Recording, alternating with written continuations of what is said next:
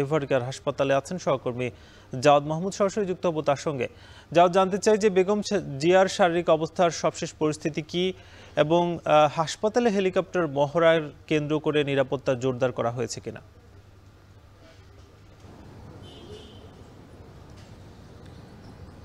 আমি আপনার দ্বিতীয় প্রশ্নটি দিয়ে শুরু করতে চাই, যেটা আপনি বলছিলেন যে যেহেতু বেগম খালেদা জিয়াকে রাষ্ট্রীয় গুরুত্বপূর্ণ ব্যক্তি হিসেবে ঘোষণা করা হয়েছে, এরপর থেকেই আমরা দেখেছি যে এই হাসপাতালের সামনে অতিরিক্ত পুলিশ সদস্য মোতায়েন ছাড়া অন্যান্য আইন শৃঙ্খলা বাহিনী মোতায়েন করা হয়েছে। বিশেষ করে যদি বলি RAB, BGB, armed police battalion যেটিকে এপিবিএন বলা হয়, তাদেরকে মোতায়েন করা হয়েছে। এছাড়া ভিতরে যেটি রয়েছে সেখানে এসএসএফ সদস্যরা রয়েছে এবং পিজিআর অর্থাৎ প্রেসিডেন্সিয়াল রেজিমেন্টের গার্ড যেটি রয়েছে সেটি রয়েছে সেখানে।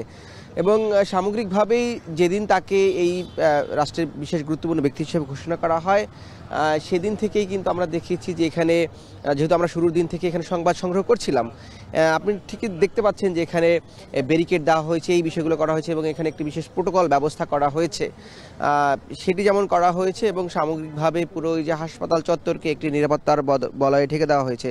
এবং যখন তাকে এই সাবেক প্রধানমন্ত্রী এবং বিএনপি চেয়ারপারসন বেগম খালেদা জিয়াকে ভিভিআইপি হিসেবে ঘোষণা করা হয়, তখন তাকে তো একটি বিশেষ নিরাপত্তা প্রোটোকল দেওয়া হচ্ছে। এবং এই প্রোটোকলের অংশ হিসেবেই কিন্তু আপনি যদি জানতে চাচ্ছিলেন যে আজকে দুপুর অর্থাৎ বেলা 12টা থেকে বিকেল 4টার মধ্যে হেলিকপ্টার মহড়া হওয়ার কথা এবং সেটি বিমান বাহিনী এবং সেনাবাহিনীর একটি যৌথ মহড়া হওয়ার কথা রয়েছে এইখানটিতে।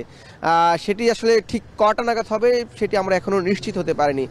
যখন এই হেলিকপ্টার মহড়ার কথা বলা হচ্ছে এবং এভারকেয়ার সংলগ্ন যে কোনো খোলা মাঠে এই মহড়াটি হবে এবং এ নিয়েও কিন্তু সরকারের পক্ষ থেকে একটি বিজ্ঞপ্তি দেওয়া হয়েছে যে যাতে কোনো ধরনের বিভ্রান্তি ছড়িয়ে না পড়ে, অপপ্রচার বা গুজব যাতে কেউ না ছড়ায় এই মহড়াকে কেন্দ্র করে, সেটি নিয়ে একটি সতর্ক বার্তা দেওয়া হয়েছে।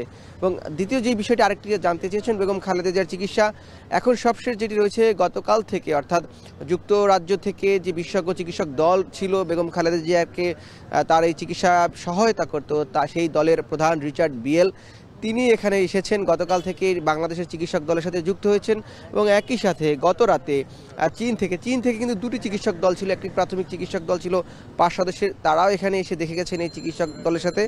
এবং সবশেষ যেটি বিশেষজ্ঞ দল বলা হচ্ছে চীন থেকে, তারাও কিন্তু গতকাল এখানে এসেছেন, অর্থাৎ রাতে তারা এই যে বাংলাদেশের চিকিৎসক দল তাদের সাথে যুক্ত হচ্ছেন। সবশেষ মঙ্গলবার বিএনপির পক্ষ থেকে জানানো হয়েছে যে বেগম খালেদার যে অবস্থা সেটি আসলে একই ধরনের আছে, অর্থাৎ অপরিবর্তিত অবস্থাতেই আছে।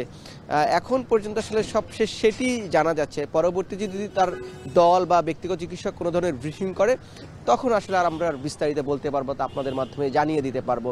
এই ছিল রাজধানীর এভারকেয়ার হাসপাতাল থেকে বেগম খালেদা জিয়ার চিকিৎসা সংক্রান্ত সবশেষ। খালেদা জিয়ার সবশেষ শারীরিক অবস্থার খবর জানাচ্ছিলেন জাওয়াদ মাহমুদ।